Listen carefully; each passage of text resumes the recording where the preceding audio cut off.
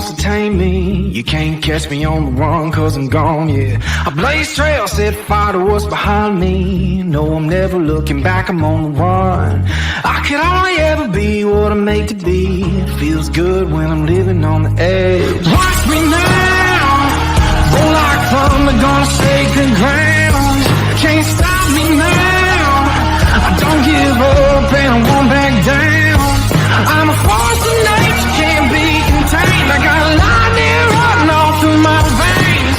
Watch me now, watch me now.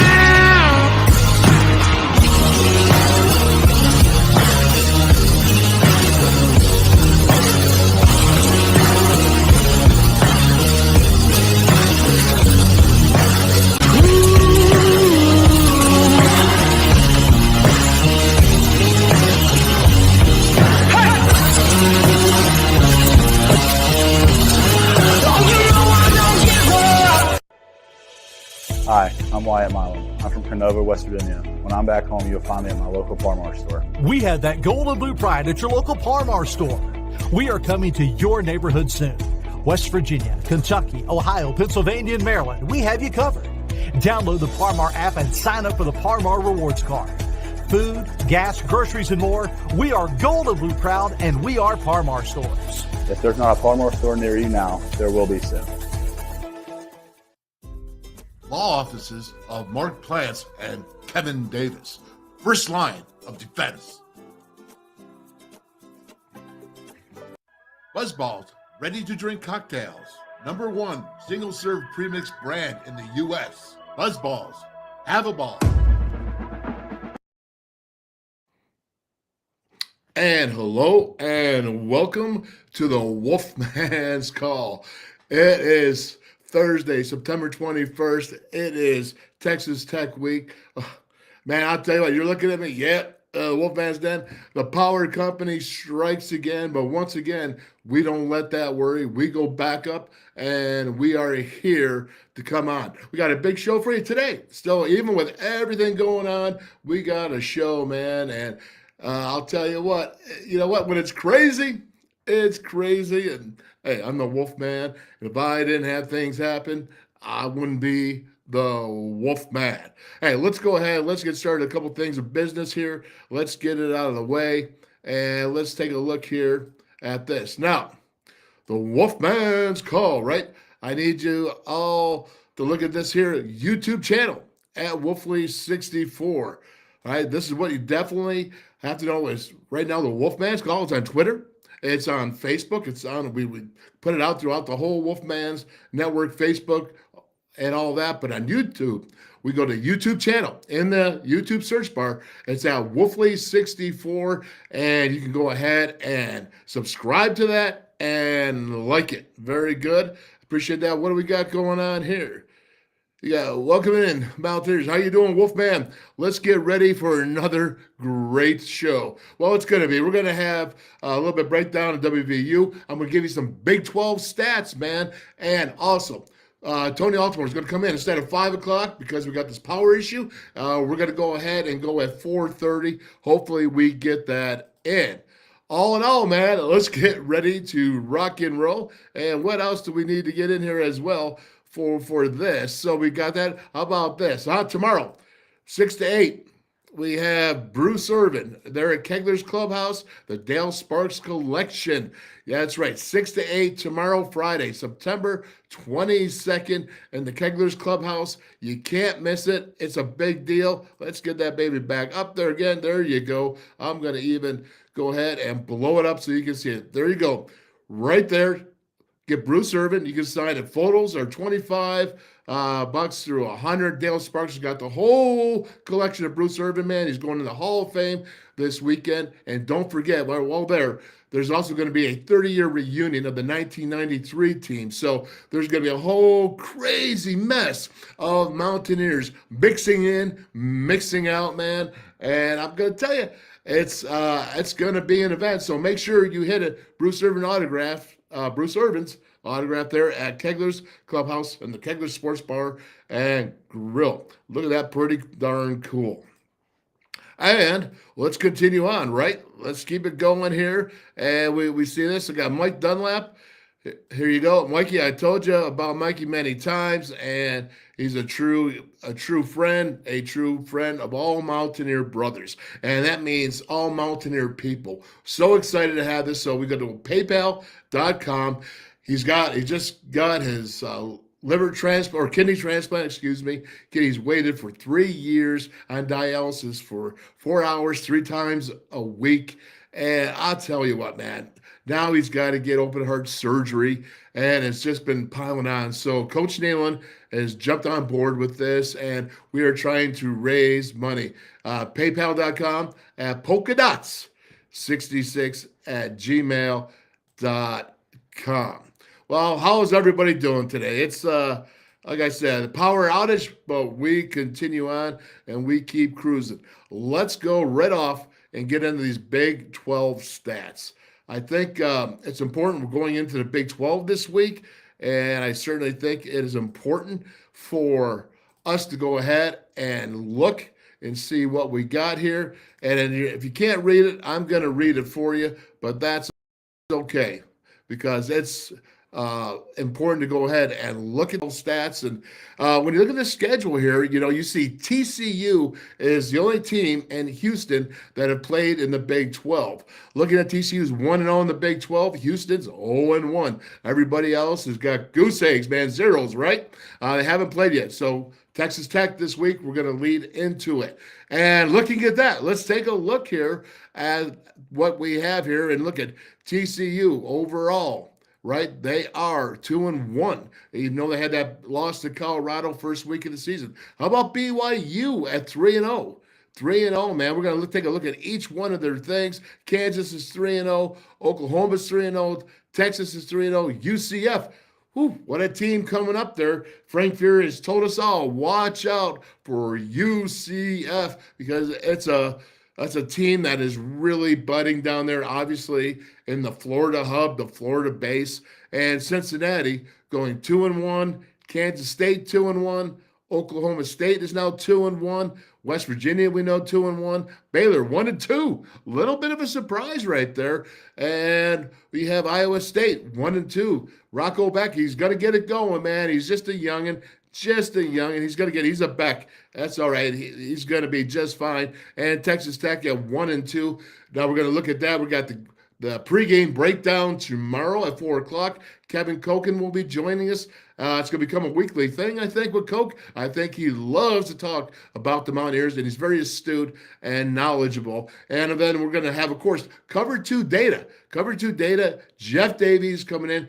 Man, I'll tell you what. We won Parlay 3 this week. It was a great thing, and the numbers are good, and they're only going to get better as we get into the season. They get more defined, more analytical, and get into these conferences, and you can see who's the real deal and who is not. And Houston is 0-1 Big 12, as I said, and they are 1-2 overall. Dana, right?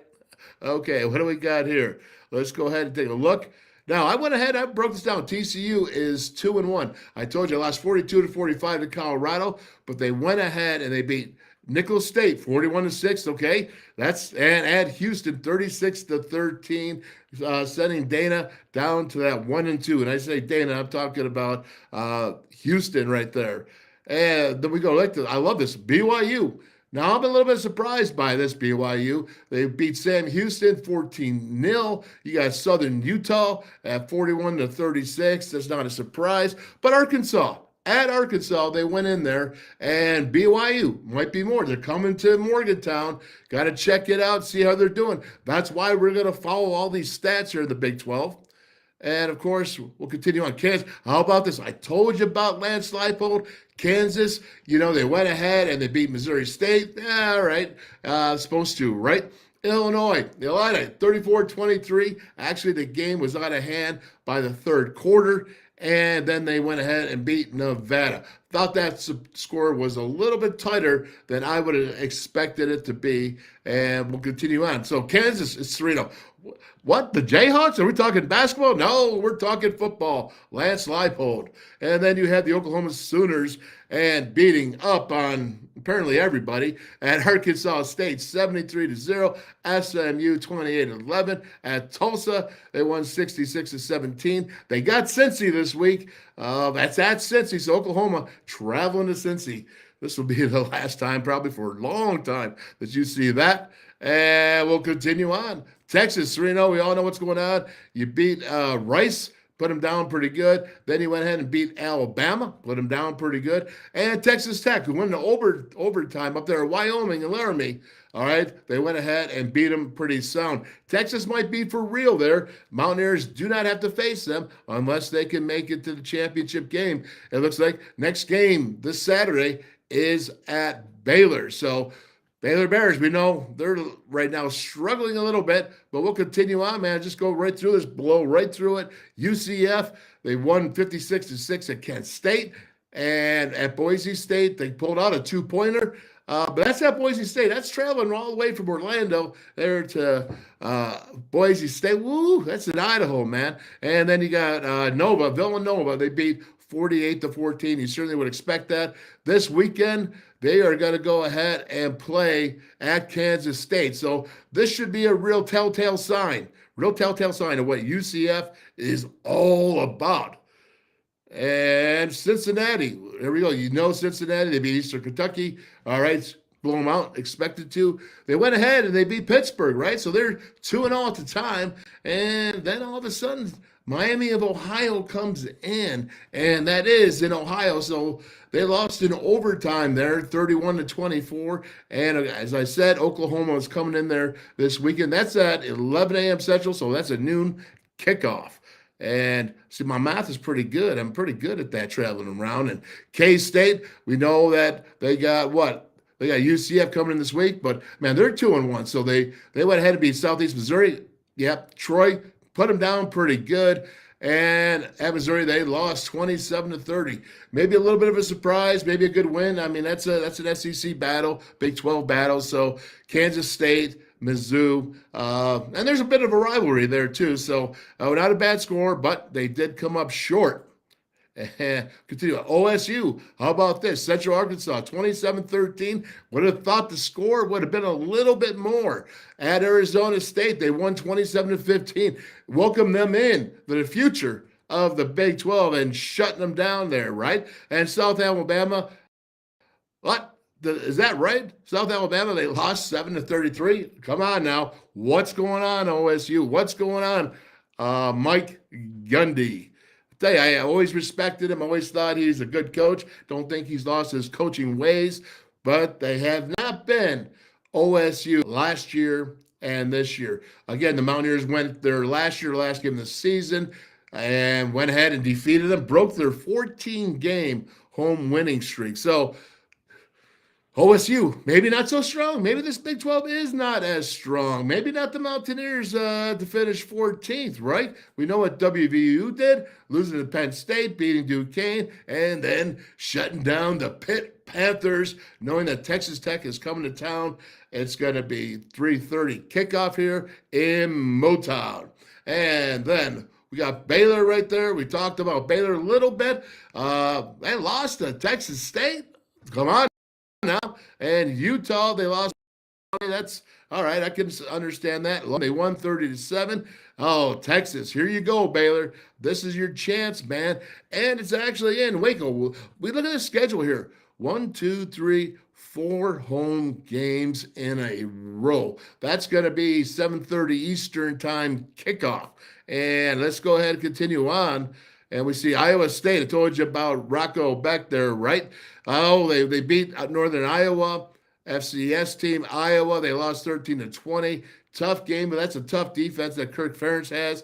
And they lost at Ohio. I didn't know that Iowa State was going to be traveling to Athens. They're right there in Ohio. But, man, they lost 7-10. So that's not good. Again, looking at this Big 12, heading into the Big 12 season, you know, who picked the Mountaineers to be 14th? Maybe I'll harp on that a little bit. And we go to Texas Tech. We know about them. At Wyoming, lost 33-35. I believe that was in overtime. And Oregon, they lost 30-38. Now, I'm going to show you film on Oregon and Texas Tech tomorrow in the game day breakdown. Was going to show you a little bit today, but you know what? Yeah, see what happens when the power goes down. And let's continue on. Texas Tech, they beat Tarleton State 41-3. Okay, I'll tell you, this Texas Tech team, though, is loaded. You heard from Don Williams yesterday right here on the show. And Don Williams was impressive, man. And covering the Texas Tech Red Raiders for 36 years, he does not seem to be too worried. He did say there might be a little bit of quarterback controversy going on, wanting the number 2 guy there because Schoaf he's in and out. But as I show you now, this guy, he's carrying the ball 15 to 20 times a game, and he's 6'5", 230. They got Taj Brooks. He's averaging 7 yards. But again, we're going to get more into that tomorrow. And let's take a look here. We got Houston. Okay. Dana Holgerson right there. They beat UTSA, University of Texas San Antonio. They lost to Rice and 2 times overtime. I've never seen anyone go more overtimes than Dana Holgerson. Maybe you guys could tell me about that. Tell me if I'm right or wrong. But then they got a shellacking right there in Houston by TCU. So TCU coming back after 2 games from that Colorado bid, right? Okay, let's go ahead and let's take a look at some team stats right here. I think it's important. On offense, let's take a look. Everybody's got 3 games. All right, you see the offense, you have 23 touchdowns, 2 field goals, Oklahoma. You can look right here. I'll skim over this very quickly. Averaging 55.7 points per game. But we know that, the competition has not been top-notch yet. So we'll have to wait and see with that. UCF putting up 41 points.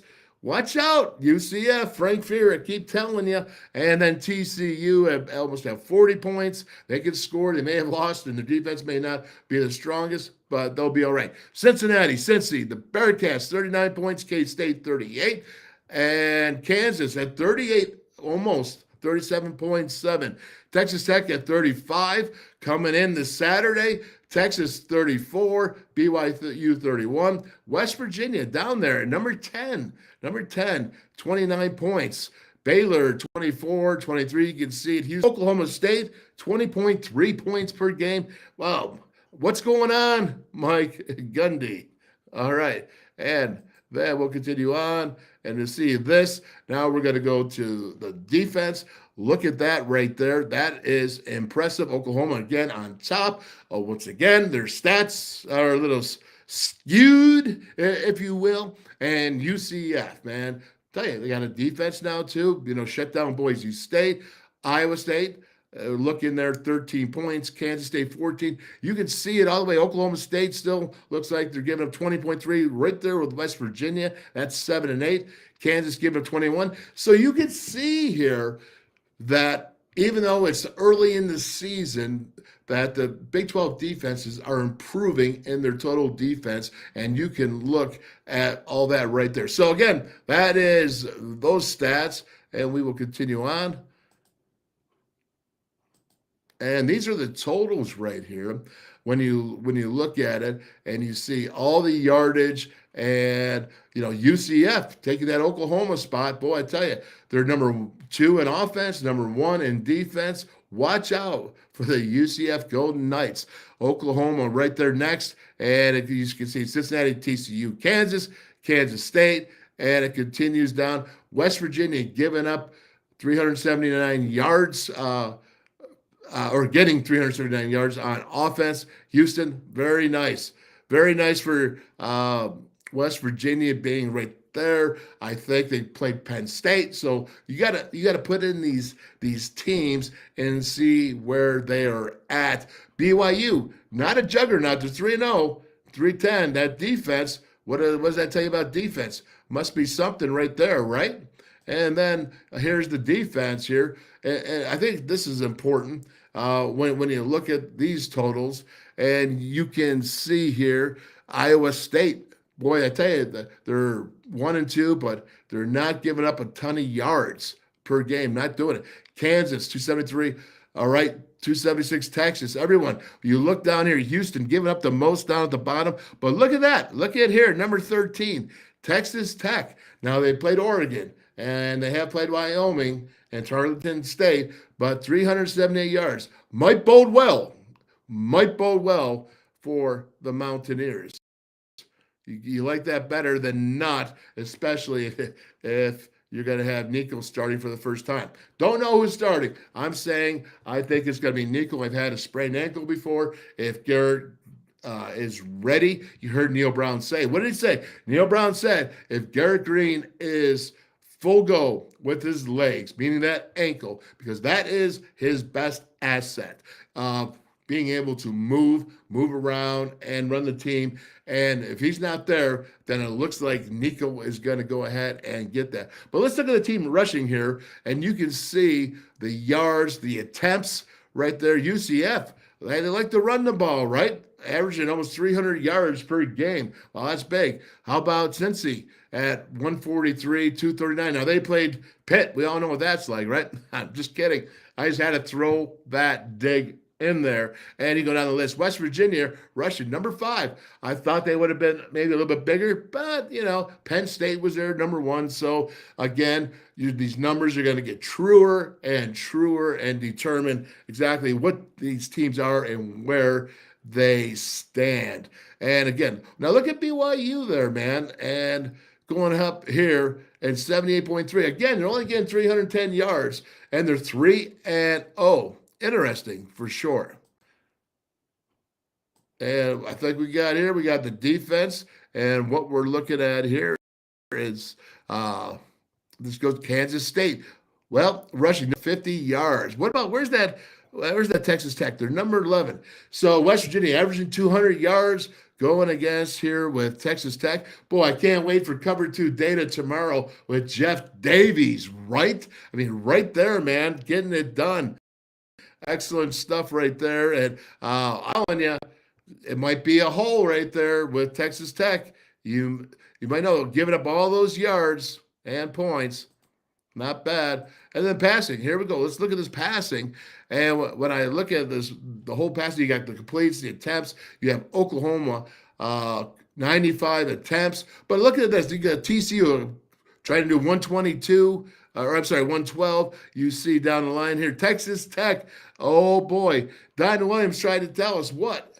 They tried to tell us that they're more of a balanced team, but there they are. 118 attempts, man.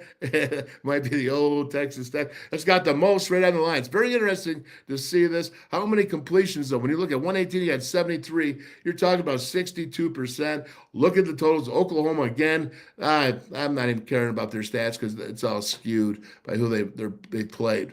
And we'll continue on here. How about the individuals, man? Right? Or you got we'll just blow right on through that. And how about this right here? By defense, we got offense, you got sacks against. Now, this is important. This is the offensive line. All right, who's giving up the most sacks? Iowa State, or giving up the least amount of sacks, excuse me. And when you look here, and you go ahead and you find West Virginia down here at number 11, giving up 6 so far. Again, the numbers, but you can see where they stack on the Big 12. This is important to be able to go and look at this and see exactly where they stack up. And we'll continue on. And we'll look here. And what we have here is sacks by TCU. 13 sacks. Whoa. Did you all know that? I didn't know that. I didn't know that TCU was on top. And you're looking at Cincinnati, well, they went against Pitt, so that kind of helped things out. And then Oklahoma State, so looking at Kansas State, well, you see the normal people up there. Where's that UCF? They're not bad. They're at 7. And then you look at West Virginia. West Virginia's at 5, which puts them number 12 in the conference in sacks. Got to get more pressure. I think you heard Neil Brown in his press conference. He was talking about you got to finish. They're putting pressure on the Pitt guy, putting pressure on Drew Allard at Penn State, but he was able to move around. So he wants the Mountaineers to be able to finish right there. And let's continue on with the stats. We're almost getting there, almost done. Looking at this, what do we have right here? Interceptions, right? You can see him. Oklahoma's got 6, right? Houston has 5. Little surprising there. West Virginia has 5. BYU, well, maybe that's why they're 3-0. They got 5 as well. And then you're looking at Kansas and down the line. K-State only 1 so far. Looking at Texas Tech has 3. So again, keeping this all in mind when you're thinking about cover 2 data tomorrow, it's going to be big. It's going to be interesting and very cool. And what do we got here for this one? I'm looking at rushing. And here you go, TCU individual. You got right there. Look at CJ Donaldson is number 7, averaging 4.9 yards. But look here and you see Taj Brooks, Texas, 7.2 yards per rush. That's big. He's 5'10", he's 230 pounds. He's got 268 yards. So but only interesting, he's only got 1 TD. He's been very interesting. You got see Kansas Neal there. I'm not surprised by that. He's averaging 7 yards, and Imani Bailey is 6.4. So again, right now, early numbers, but it is telling to. And what do we got here? This should be the passing, right? Or receiving here. I'm sorry, excuse me. This is receiving, and you can see it for Houston. Dana's guy there. UCF is up there. Kobe Hudson. Xavier Henderson for Cincinnati. I'm looking here, and there he goes. Hudson Clement right there. He's number 10 in the Big 12. Got to pick that up. And see, of course, I think that this weekend, Cole Taylor's got to get a big number, but you got to get the receivers in the mix, or the Mountaineers cannot just go ahead and focus on one guy, because they'll start taking him out of the receivers. Devin Carr, all those guys, we got to get it going on. And right now, it's the redshirt freshman who just earned a. So that's a little interesting in itself. And it's very, very interesting, to be quite honest with you. And when you look at and you see the passing, okay, Dylan Gabriel, 80 attempts. He's 82%. I got to believe there's a lot of screens got to be thrown on that. That or he's just killing it. But he's got 11 TDs. Look at the number of TDs as you go down the list. And check out Will Howard at Kansas State has got 8. You see where we got here. Texas, a little bit interested there. Quinn Ewers is 8. He's at 60%. But there you go. Tyler Schaaf, right? 61.9% completion percentage. He does have 7 touchdowns, but he's got 4 picks as well. Maybe the Mountaineers can continue on that, those 5 interceptions that they have. Maybe they're feeling it, right? It's all about confidence and having the ability and having that swagger, man, to yeah, I can go and make plays. Coaches, they say, let them play. You're going to have to play.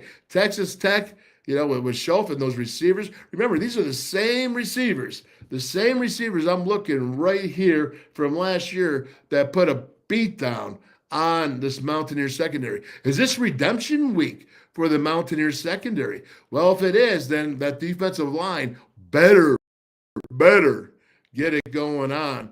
That's for sure.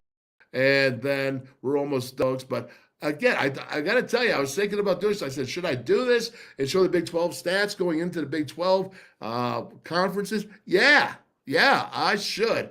And when you look at here tackles defensively, where's my man Koba? Where's the stud? Where's the dude, Lee Koba? Well, he's number 5. And when you look at his tackles, he's got 12 solo tackles, 10 assists.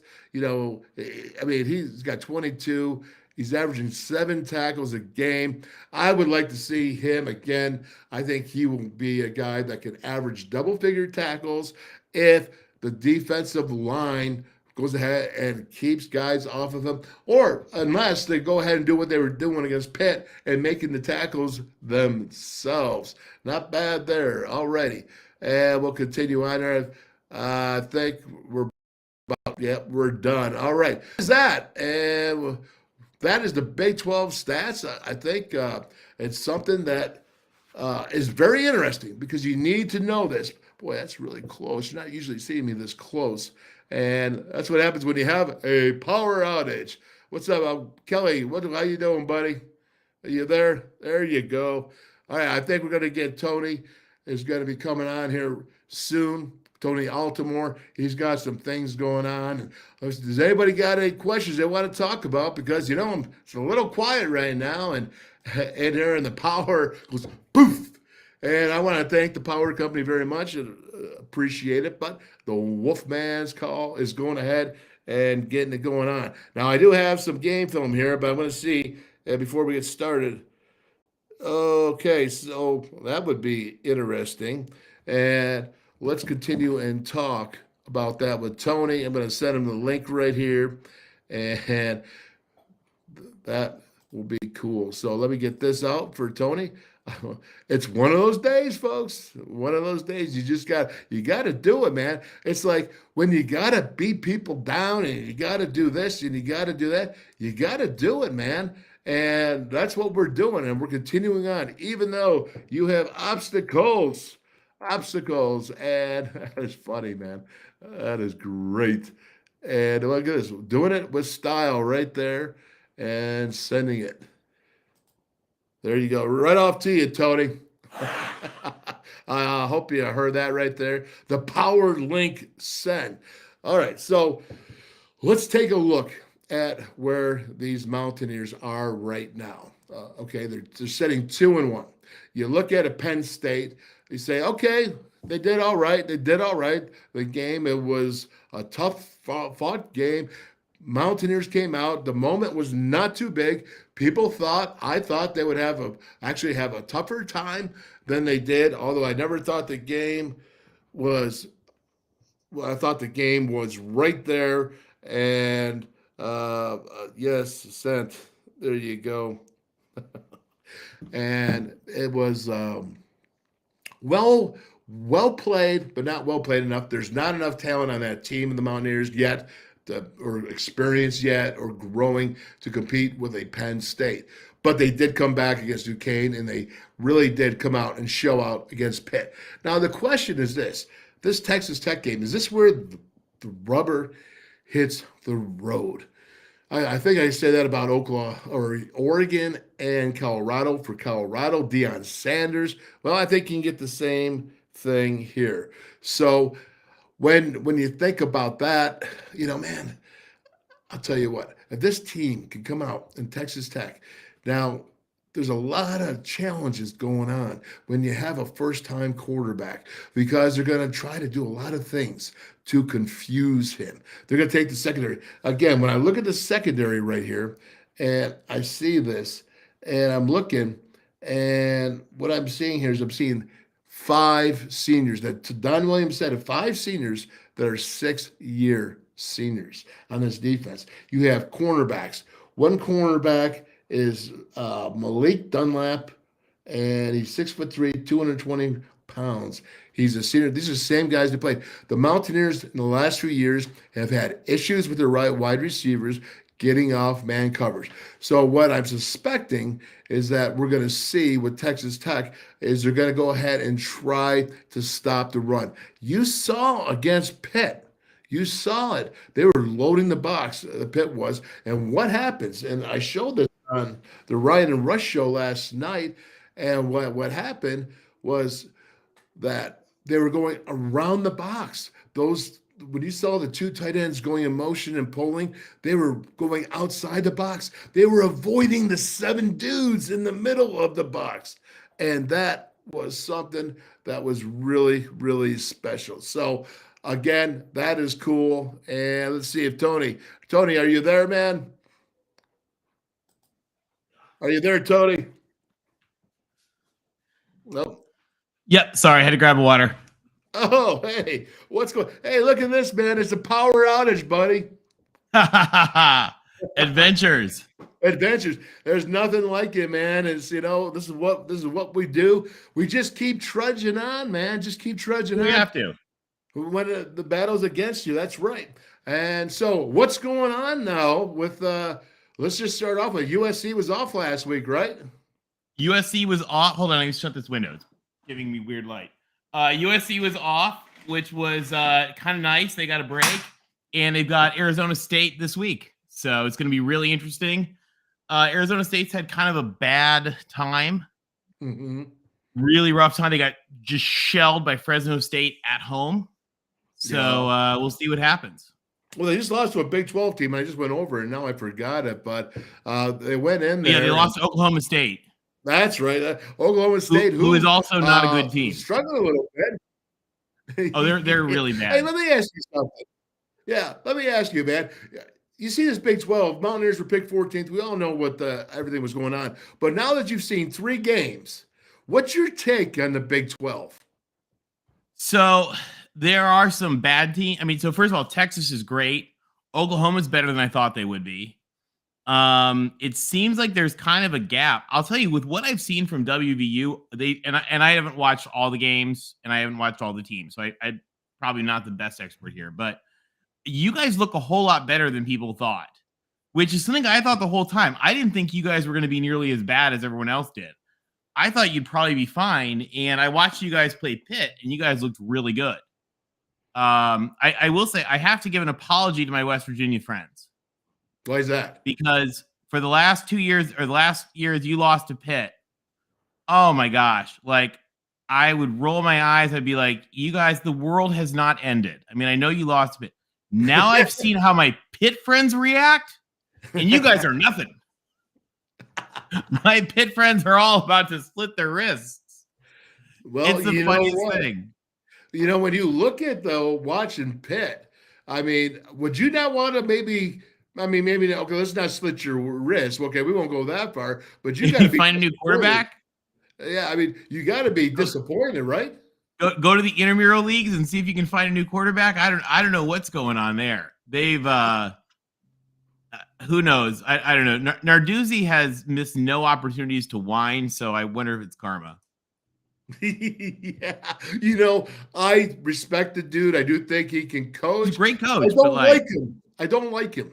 I think he's a total. Well, every coach has got some degree of narcissism to him, or they wouldn't be a head coach. But that dude is just—he's got a smirk I don't like. You know, and he talks down on a lot of different people. I just don't care for his character. But I will say this: you got to respect what he does.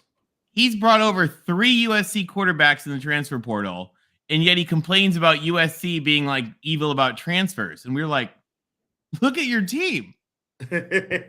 Yeah, no doubt about it. How many of your team have played in the Calacino, Jeff? Let me ask you this. Whatever happened with Slovis and Pitt? He's at BYU. BYU? He just beat Arkansas. Yeah, I mean, in fact, he just beat Arkansas. They're BYU is 3-0. But what happened in that situation? Why did he leave? You know, I don't know the details of it. And I wouldn't want to speculate. So I don't know exactly what was going on there. Okay, well, I figured he seems to be in a good spot now. So yeah, I'd say at 3-0, teams are feeling pretty good about themselves, at least so far in this season. You know, we got BYU for the first time. Will be coming to Morgantown later on in the season. They're going to see some things they are not used to seeing. Good for them. Yeah, very true. Hey, before we move on from the Big 12, what's your surprise team that you're seeing? Who do you think it really could be dangerous? Well, I thought Baylor could be dangerous, and they are not. Yeah, that I think is probably the biggest disappointment. You know, it's hard to tell with some of these teams. I mean, we'll see. We'll see with UCF. We'll see with Cincinnati. I guess we'll see if TCU can somehow beat SMU. That's a really interesting game with who's going to win there. I thought Texas Tech would be better. I mean, I think there's a lot of room for WVU to win some games here.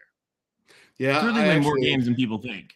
No, I agree. I don't think they're going to finish 14th, right? I don't think so. I never thought they were going to finish 14th, but but we'll see. We'll see how they do. I think they'll do better. And I mean, I thought they looked good the other night against Pitt. And I'll tell you, and of course I'm not there. I'm not in the state. You guys are. You guys know this better than I do. But watching the fans and everyone going crazy and the singing, nobody leave. I mean, that had to be good for the program and good for the state. Yeah, I think so, especially on national TV. Whole There's country been so watching. much, no negative. There's been a lot of negativity when you think about with Gordon Gee academically. All the he got a vote of no confidence by the faculty and staff, but they're at a $45 million fall coming up short. Trying to cut. You guys have got to cut, but there's a lot of schools that are going to have to. We talked about this. There's a lot of schools that are going to have to cut costs, and so what I haven't heard, and I don't know because I've not studied your budget. I don't know your school's individual budget, but it didn't seem like I heard people complaining about the cuts, but I didn't hear anybody saying, "Oh, here's how we should have fixed it instead." Well, no, that would be people providing solutions then. Yeah, exactly. Like I never heard any. That's not going down. It's the pointing the finger, man.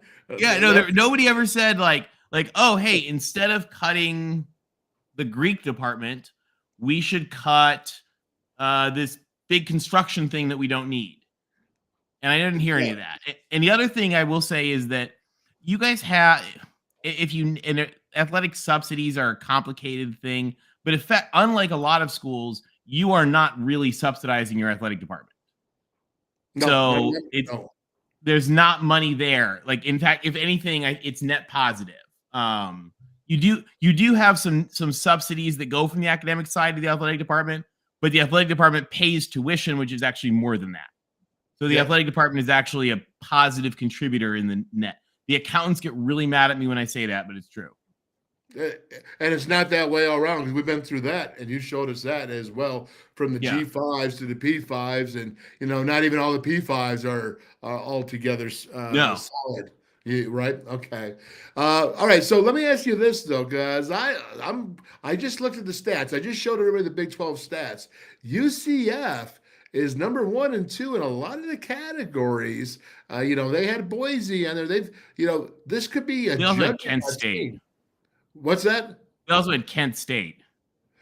Yes, I agree. And that's why I said it. But at the same time, they're a good team. I mean, they got Gus Malzahn. I mean, so I like to laugh because I think they have like 10 fans who each have 200 fake Twitter accounts each, from what I can tell. That seems to be how their fan base works. But they have a good team. They have a good team, and they've had a good team. And so, they're one of those schools that can actually win games. And especially when you look at schools like Baylor being down, poor Houston. I don't know what's going on there. TCU didn't look very good to me. Texas Tech hasn't looked very good. Oklahoma State is awful. Iowa State is horrific. So, I mean, they just lost first of all, they went to Ohio U. Yeah. I don't even know where Athens, Ohio is, other than Joe Burrow's from there, and they went to there and they lost. Yeah. If you looked at the state of West Virginia, it would be very close to Parkersburg, right there on the Ohio River, right there. Oh, that's where it is. Okay. Marietta, Ohio, and then a little bit over is Athens. So, which I'm going to tell you something now. I know it's a cool town because I had a friend who went to school there. Yeah, no, but they do support their team down there. Oh yeah, they have not been something of late though, to be quite honest. No. Well, and I'll tell you, the MAC isn't always a very interesting conference to me. And the MAC ADs, by the way, are awesome. The MAC is like the farm school of ADs because the MAC, with no budget and no resources, they find like ways to build programs and win. It's like the best like AD training in the world, from what I'm told. But the MAC schools, like, they have their thing. They know who they are. They know what they're trying to do, and they try to do it like in a good way for the school. And so you look at their programs, and I'm always a huge supporter of the MAC and what they're doing. And so when they come back and sting those folks, I'm just like, yeah. Well, let me ask you this, man, because I always say when they beat when Central Michigan beat my dad's Michigan State national championship team on their 25th anniversary. And we had to go back to the 25th anniversary, and Michigan State got spanked at home by Central Michigan. That was not a good game. But it's funny too, man, because I tell everybody, I said, Tony knows more things about college football than anyone else I know. The fact that no, I swear to you, I'm not, I'm saying about what's going on, what's the politics, where's what's the history. I mean, okay, I'm just giving you that. But the fact that you knew that the MAC is a farm school for ADs, that is pretty darn I did not know that. Gene Smith cut his teeth at Eastern Michigan. No, I didn't know that, brother. I swear to you, man. Every time you come on, I've learned at least one new thing that I never would have thought of, and that's interesting. All right, but what's interesting, again, is following your Twitter account, and you can see is at TJ Altimore right there, and Tony at TJ Altimore. But let's go ahead and put this up here. I mean, all I do is copy your stuff, man. I hope you don't mind. Some big new stuff actually came out. The new U.S. News rankings came out this week. Yes, and they changed the formula a lot. So the U.S. News rankings have been under tremendous criticism for encouraging bad behavior among colleges. So encouraging them to cater to rich kids and have send kids out with too much debt, not focusing on bringing new first generation students in to educate the country. So they've really faced a lot of criticism for sort of rewarding what you might call bad behavior among colleges. And WVU is a great example of this, right? Because you guys usually get shellacked in their ratings, but your school is doing great things. And so it's those types of great things that WVU is doing that they've been hammered for penalizing people on. So they changed the formula a lot this year, and there were big changes. And schools like Vanderbilt, all the Big 12 private schools just got hacked on their ratings. So like Baylor and BYU, who were in the 60s, I think now they're in the 90s or something. So really big falls, and then schools that really sort of fill their missions of educating the people of the state climbed and got recognized for the good work that they're doing. West Virginia, I have to check in I should have looked up your old one, but I know relative to other people, you went up significantly. You're now tied with Texas Tech. Okay. Interesting. We're playing them this weekend. All right. Yeah. So, I mean, you guys have moved up significantly, or certainly relative to other people. So when you look at these charts, what is this telling you when let's just say I'm looking at Rice at number 17. Well, how does this categorize that? So this is the brand new U.S. News under the new formula, the new academic rankings. Right. And so you see actually the American, for example, kind of wild, right? In that they go from Rice is 17 to Wichita State is 322. So you have a huge range. Yeah. But you look at some of these schools, and what I like to put this out there because some people don't realize how awesome some of these schools are, like Buffalo, who's an AAU member, by the way. Yes. In the MAC. I mean, Buffalo is higher ranked than any school in the Big 12 right now. It's my hometown now. I know. Go Bison. They were tough to go ahead and get in, man. And you had to go to Buff State or something if you were high top dog. Yeah, it's a great school. And so I like to just put these out there sometimes because it lets folks know. I mean, look at James Madison, 124. Here's the Power Five, and you really see, I mean, and you also see in the realignment how they cluster together. I mean, look, the ACC just patted that little beautiful end there with Stanford and Cal, flanking Duke on both sides. You look at the Big Ten, and you've got, Illinois and Wisconsin and Washington, and, Rutgers is now ahead of Ohio State. For all the flack that Rutgers takes, Rutgers is a great school. So I thought this was kind of a neat thing to look at these new ranks and sort of how they all fit in. And you look at the Big 12 and you see, Colorado, Arizona State, Utah, Arizona, just great schools. They're really, really adding a lot to the Big 12. Okay. I see that. Yeah. I mean, Arizona's 115, BYU's 150. Wow. Yeah. Utah surprises me there. Because that's a public, isn't that a land grant? institution there? Or no? Actually, I think it might be older. I think I could be wrong. Utah State might be the land grant.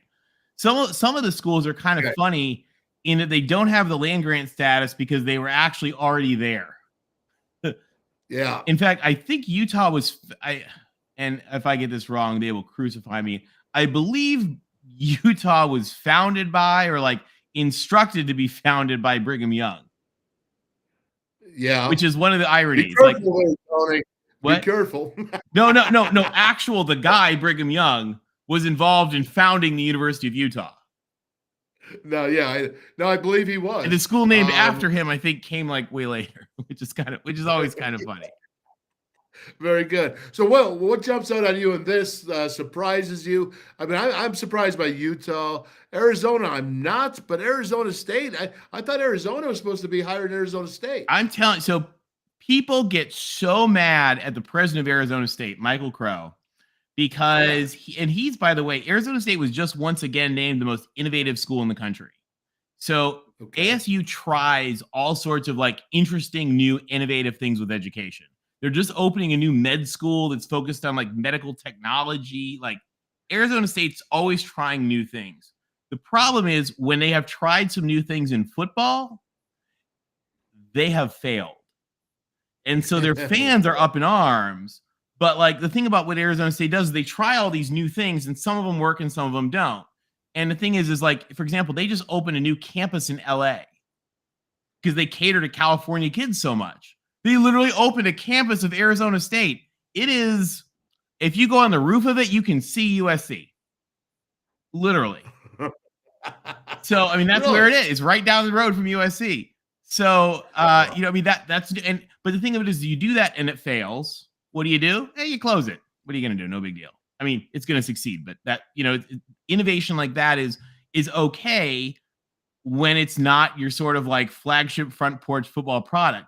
So when they brought in Herm Edwards and Ray Anderson, they had this idea of this like new leadership model, they called it, this very like CEO model, and it bombed. I mean, it did not work. And so now Arizona State is just in this football spiraling nightmare, but the rest of Arizona State is doing awesome stuff. In fact, ASU just joined the AAU, which is like, if you'd have said to people 25 years ago, Arizona State's going to join the AAU, they would have laughed their butts off. And now here, Michael Crow is taking Arizona State to eclipse Arizona in the rankings. That surprises me very much, as I lived out there for over half a decade. Yeah, you know how it is. What if you told people when you were there, ASU is going to be a better school than Arizona? No, I've never heard that. So yeah, I mean, so that's the thing is when you hear people, and by the way, Michael Crow is also a huge supporter of Larry Scott's. He thought the Apple deal was really innovative and interesting and cool, and maybe it was. Yeah. The idea, the Pac-12 network is another example of that. If you look at the Pac-12 network, they tried to copy the model used by the Yankees and the Mets and Madison Square Garden, like brilliant business model. It didn't work. They bombed it. And the problem is that it's kind of like, submarines. It's like a zero fail world in sports. You can't fail. And it failed. Gotcha. Well, when you go to the Big Ten, you look at USC. How do you feel the fact that, honestly, that UCLA almost cuts them in half? So my beloved alma mater took a hit with the new rankings calculations. Because we were basically tied with UCLA for many years. And then in the new calculations, they pulled ahead a few and we went back a few. So I have no doubt, knowing USC, that we will do whatever it takes to get that gap back closed again. But actually, go ahead. Sorry. Cal and UCLA tied at 15. The joke, the famous line, "A tie is like kissing your sister." Well, Cal and UCLA are tied at 15, which is kind of funny. So they are sisters. What about? Sorry, go ahead. What about? I'm looking here. Who would have thought Wisconsin would be number 35? Yeah, Wisconsin's a great school, and Illinois too. I mean, the chancellor of Illinois is doing really good stuff, and you don't see it on here. But the UIC, who you see in basketball sometimes, the University of Illinois Chicago, yeah, also great school. So, one of the things, and people laugh because they'll be like, well, this doesn't have anything to do with just sports, and it doesn't. But I think that those folks who look at sports, it helps for them to understand like the bigger piece of the institution. And when you look at like the Big Ten schools and the ACC schools and stuff like that, like, why is it really important for them to want Cal and Stanford? Like, because it makes their club better. And so if you look at the Big 12 here, adding to the whole front end of the Big 12 here with Colorado and Arizona State and Utah and Arizona makes the whole Big 12 like a better place. And they've actually done research, interestingly, out of Stanford's Grad School of Education. So one of the components of these is a reputational survey. And Stanford has found direct evidence that this conference that a school is in, undisputed statistical evidence, the conference that a school is in has a direct relationship to its reputational score. So for the Big 12 to pad in those new schools elevates the Big 12 and should, over the course of years, elevate the reputational score of the rest of the Big 12 as well. Yeah, no, I get you. Well, it's interesting because, the one thing there is, though, is when you recruit, parents want to know where that school's ranked. And it is important. So you say it's nothing to do with sports. Well, actually, it has a lot to do with sports because the right players that are, with their parents there saying, listen, we want our kid to get a good education. It does matter. So, all right. We're going to And also, especially with walk-ons and with all your other sports, too, especially. Yeah, no doubt. Oh, yeah, especially when there isn't a professional league behind it, right? That's like exactly. The NFL. Yeah. Now, what about this, man? I was looking at this. I'm going, oh, my gosh, look at all these dots. And I'm putting it together. So this takes the same data that we just looked at. Yeah. But it adds an element of how good are they at sports. Okay. So it takes their Director's Cup points, so across all their sports, and says, how good are they? And then I did something kind of fun for this one too, which makes some people really mad, but I think it's fascinating, which is that schools that are at different divisions also like value their sports. Like they may be Division III, but MIT cares about their sports. Mm-hmm. Johns Hopkins just won the Director's Cup, even though they're mixed Division I, Division III. Yes. And so I put everybody on the same level here and said, how many Director's Cup points do you get and how did you do? And you see, interestingly, the six best are Texas, Stanford, Johns Hopkins, Ohio State, Virginia, and MIT. Okay, yeah, I see. You know what? I mean, that's a pretty impressive list right there.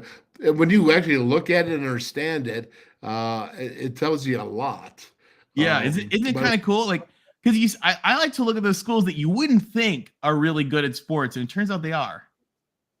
Yeah, no, and the Director's Cup. I know this. The WVU has been up there, like top 25. Which is good. It's good for the last few years. It's good for WVU. Very good. Yes. And there I see WVU there. They're like right in the middle, man. It looks to me like exactly. Well, success. And part of that is because your academics are moving up with the new rankings. There you go. Maybe Gordon Gee's got something going on. He knows what he's doing. All right. Well, then we'll continue on and not worry about Gordon there because he knows what he's doing. All right. So here, what do we got in this one? So I don't know what's going on with all. There's been people have been messaging me with all sorts of yapping about whether or not the Big 12 is considering making room for Washington State and Oregon State. And I don't know about that. I don't pretend to. You would know about that far better than I do. What's going on with the Big 12? But I just thought let's take a look at. How would Oregon State and Washington State fit in with the Big 12? Because here's one of the issues. The Pac-12 was weird. It's always been weird. And it's always been in so many ways. But one of the ways that it was weird is it had a lot of schools on the very tippy top elite end. Right. And they like very much kind of, and by the way, this is not new. This is going back for a century. So this is not new. But they very much thumbed their nose down a little bit at Oregon State and Washington State. In fact, when they were looking to admit Arizona State to the Pac-10, the president of USC turned to Stanford and Washington and said, with a lot of F-bombs, don't you open your effing mouth to me about Arizona State's academics when you sit at a table with Oregon State and Washington State. And Oregon State and Washington State went, we're fine. We're good. We're good. But the thing is, Stanford and Cal are up, noses in the air maybe a little bit, but Oregon State and Washington State are awesome schools. They're great schools, and they don't get credit for it. Yeah. So no, I'm surprised by it because Pullman, it's way out there. Oh, it's man. So far out there. Yeah, but it's just like Lubbock. Lubbock is way out there too. But by the way, the thing is people go to school in Pullman and then they go work as engineers in Seattle, and so they have a ton of fans. Their fans are just not by the campus, so that's why they have a small stadium. They don't have a small stadium because nobody cares. They have a small stadium because they're 5 hours from anywhere. Right. Which is just like Texas Tech, who also, compare it for Texas, has a pretty small stadium. So so I thought, let's look at how Washington State and Oregon State would fit in with the Big 12. And we see here they fit in really well. I mean, academic rank, this is looking at athletic department size, school resources and budget, their research, their athletic department budget, and then their football strength. So, there's sort of, I think, a bad rap mindset that people don't understand how good a schools Oregon State and Washington State are. And also, by the way, people watch them on TV when they play. Yep, there you go. All right. Okay, well, we'll keep moving on. Very interesting, though. Sure, to be quite honest with you, I don't know anything that I've heard about adding Wazoo or Oregon State. Yeah, so, and I just for some reason it seems to have picked up a lot of steam and people are yapping about it. I don't know if it's true or not, but I thought we'd just lay out what we're looking at there. Mm-hmm. So the other thing, so this is really interesting. I don't know if you've heard about the whole issue of promotion and relegation, but there's a big discussion. I believe Boise is behind it. Boise and the Pac-12 people are talking about whether they could create an idea of taking the Mountain West and the Pac-2 and the Independents and maybe the American or maybe more, and looking at like a European soccer style model of creating just in football. So in other sports, they stay in their own, but creating a model of really creating a fifth conference that is like the best of the rest, that you'd have promotion into if you're winning and relegation from if you're not. And so I thought, what would that look like? And I mean, there's a million ways you can structure it. And so like, guys, take this with a grain of salt. This is just looking at the last 3 years. Like, what would that look like? And so if you look at like in 2021, for example, just from the top division, Tulsa and Army would have been relegated out, and Nevada and Memphis would have been relegated up. And then the next year, Nevada would have fallen back down along with San Diego, and East Carolina and North Texas would have come up. And then this year, I mean, this year's early, so we don't want to say what's happening this year too early, but UAB and East Carolina might go down, and Tulane and San Diego might come up. But if you take a look at Tulane, they're an interesting case because a couple years ago, they would have been going down and back up because they've had big swings of success. And again, there's a lot of ways to look at this. Most European soccer leagues, there's like a 2-year grace period, or a guy actually was just messaging me about this. Mexico, it's like a 3-year rolling score. There's lots of ways you could adjust to figure out who gets relegated and who gets promoted. But what you're doing is you could be creating a conference that is just the best of the G5. Yeah, no, I see. That regularly updates itself. Oh, man, where would you do this? So I love the idea of promotion relegation, and I think we may see something like this in the other conferences, especially as they get bigger. I mean, the Big Ten might go, for example, and I'm making this up, right? Big Ten people will get mad at me for saying this, but as the Big Ten, if the Big Ten has 20 teams at some point, maybe they'll have 2 10-team divisions, and it's like an upper and a lower. Yeah. Which would make sense to me, by the way. Where Rutgers would be lower. Yeah, Rutgers would be down, and Ohio State would be up. Yeah. And but you'd have school like how much cooler. But the thing is you could have it where, because Rutgers has had some good years. Maryland has good years. So Yeah. if you were competing for the upper division or lower division, like all of a sudden your games are way more interesting. No, I see what you're saying. That would be, you know what? It would force you to do what? Keep competing. Exactly. You know, Because absolutely. all of a sudden the difference between finishing 9th in the conference and finishing 11th in the conference means a lot. No, yeah, I get you, man. I get you. All right. That's very, very interesting. Last question. Where is that now? Is that just out there? Is there any teeth to it? Is there any holding stay to it? So Anything? it seems like there's a lot of teeth. Ross Dellinger just wrote a big article about it yesterday. Amanda from Front Office Sports apparently has a copy of the actual Boise presentation deck. She wrote a great article about. So it certainly is something that they're looking at. Washington State sent an update message to their community the other day, and they said, we are weeks to months away from having sort of an end state solution for our future of our sport. So nothing's going to happen right away. But, you know, what I love about that idea is that it's something different. You know, they're trying to think outside the box to create, you know, something that makes interest and keeps relevancy. But in this case, also allows the reduction of travel. You know, because you don't have to send your volleyball team from East Carolina to Oregon State.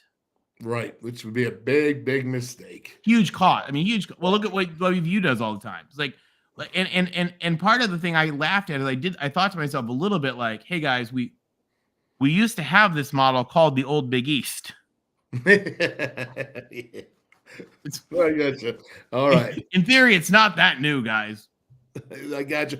Tony, let me ask you because I want to make sure I finish this off the right way because the power has been out. Hey, listen, how about my Power Mini batteries, though? Charging this baby. I'm impressed. I mean, we're running, man. We're rolling it, right? So, last thing is, let's talk what's going on in Pac-12 this week. I know you got to talk about USC, but who's the front runners, man? Who are you seeing? Because it's Washington's looking good. Washington and USC are both looking good. Big showdown this week is Oregon versus Colorado. And so all the smart people, the smart money, the analytics people all say that Oregon is just going to wax Colorado and just wipe the floor with them. You know, I mean, TCU showed us this last year. The smart analytics aren't always right. Right. So, I agree. You know, I'm fascinated to see this game, this Colorado versus Oregon game. Because we don't know, like Colorado's got some magic happening, you know, in as TCU showed us, the clock strikes midnight in Cinderella at some point. Yeah. The question is, how much pixie dust is there to keep you going? Can you keep going till 1 a.m.? You know, how long can you go before you hit midnight? And because the thing about Colorado is their defense is, and by the way, and I don't say this in a judgy way because this is what USC was doing last year. You can only rebuild so much in 1 year. Right.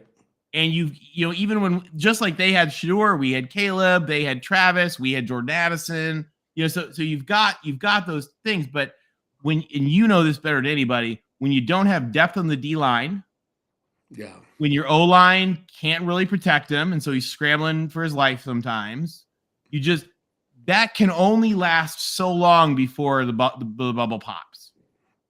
And they've been riding on emotion for these first 3 weeks. Let's face it. I mean, you know, not only do you go out and beat TCU, which was I think that was overtime, right? Or it was close to it, regardless. Close to it. It was right at the end they won. But Colorado State, you know, the controversy there, all the emotions, and every week. I mean, they've already won 2 more games than they did last year. But when the rubber meets the road, man, sometimes that's where emotion quits. That's when you get punched in the face. That's when you come to a little bit more reality. And I'm thinking Oregon is going to bring a little reality to the Buffaloes. Well, that's the thing is I've told folks, I don't think Oregon wins close. I think Oregon rolls them or Colorado finds a way to win. Like, okay. I would not be stunned by that. Like, I mean, again, I think Oregon's going to win. We predicted in our Pac-12 show that Oregon's going to win, but like I've seen weirder things happen. Just remember this, Tony, I live by. When you have an exceptional quarterback and you got at least good enough receivers to be able to catch that ball and get open, you always got a chance. You always have a chance. Always have a Exactly. choice. Yep. And great coaching. I mean that, and I'll tell you, Deion Sanders is a great coach. He is prepared. He has a phenomenal staff. Mhm. And I'll tell you guys something else. If anybody's sketchy on Deion, because I think he's amazing, but I'll tell you one of the things that I think he does better than anybody is deflect the attention a little bit onto himself to protect his team. He promotes and protects his team. A lot of people don't know that, and he has a great mind. When he was preparing for himself to play, he prepared as much as anybody else. He was there doing the grind as much as anyone else because he wanted to be successful. And then you add special talents onto that. Then you add onto that, and you have a superstar, which was why he's called Prime. Why he's called Prime. He lived up to it. But you know what? People don't realize this, but they're all saying, you know what, he's not going to win the games. I'm like, no, wait a minute, man. The dude talks like Bear Bryant. It's just that he's got the swag. Bear Bryant came around his old school style, right? He talked. They're both saying the same thing. You got to earn your numbers. You know, you got to do this the right way. You got to go through practice. You got to respect. Everything is the same. They just don't say it the same way. No, exactly. And I'll tell you a thing that drove me nuts the other day. So they interviewed and they said, you know, who do you think is the best coach in football? And he said, where's the mirror? Get me a mirror so I can look at the best coach in football. And then he laughed for a minute and he said, I'll tell you what, though, every time I do a commercial with Coach Saban, I just try to soak up wisdom because Coach Saban has forgotten more about football than I'll ever know. I mean, and I get mad because people showed that little clip of the swagger sort of joke, but they didn't show the part where he like literally talked about why Nick Saban belongs in the Hall of Fame. That's what you get with media. That's just the way they are. They take their shots. They have their angle they want, and that's the one they're going to show. Well, there's a huge did you hear about the USC media controversy this week? No. Huge controversy at So USC is a private school. We are a fully private school. And USC has a very like private mentality. Like not only are they a private school, they act like a private school.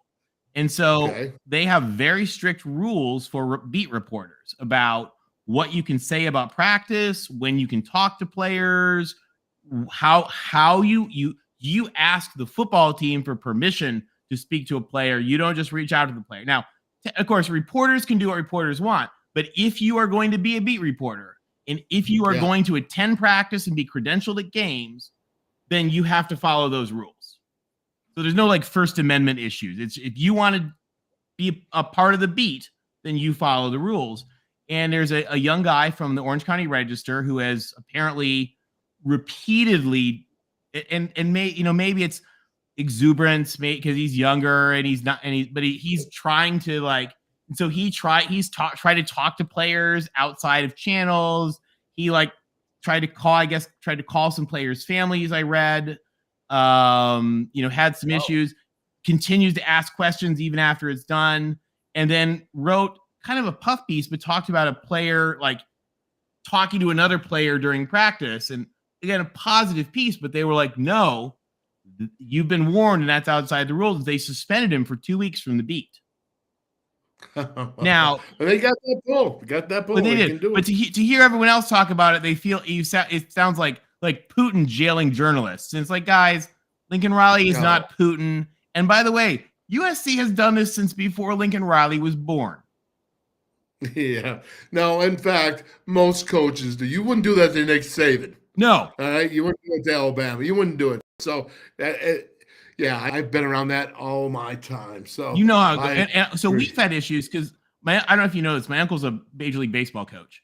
And so we've had issues all our lives of media calling my 92-year-old grandfather to ask him about the Mets hitting and stuff like that. And like, absolutely not. And those people got crushed just the same way this guy did.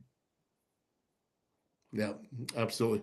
Well, Tony, thank you so much, man. You saved the day. You came in early. Anytime. You got me through this, man, and I appreciate you. So I hope to see you real soon next week, okay? Fight on and go Mountaineers. Congrats again. Right on, brother. Great seeing We'll see you. ya. Thank you. All right.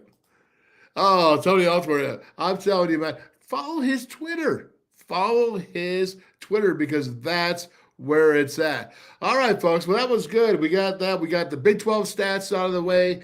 And we got Tony. We're not going to say got him out of the way because that didn't sound right because he is so much info. So much. What did you learn? I'm telling you, every time he comes on this show, you learn something, you get smarter, and that is the truth. Let's go ahead. I'm going to have a few more minutes. Let me see. I'm looking at, how about this, though, man? How about Paul and Minnie? QR it, right? I mean, right now, let's right here. The last battery you're going to buy. Now, this is a Paul and Minnie power deck that we have it, but you can go ahead and QR this here because if you do this, you buy this, you will not be buying any more AA batteries again because they recharge. I'm running this show on pure Power Mini deck. That's it. Power Mini deck. And we're broadcasting and making this is the third time that this power company has turned off the power here. And why get a generator when you got Power Mini, man? So Paul Mini batteries, go ahead, QR code that. And then we got here Big Johnny Cantwell offensively. United in purpose, boldly and strength. United we stand. That's right. I'm telling you, man, right there is United purpose, dog. West Virginia United. Check it out.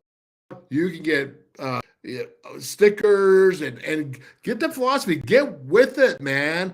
I'm telling you, it's good stuff and it's working. So then we go to here, Artisan Grange. It's just easier for hemp dippers. What's a hemp dipper? Hemp dipper is a dipper that is off the nicotine, man, off the tobacco.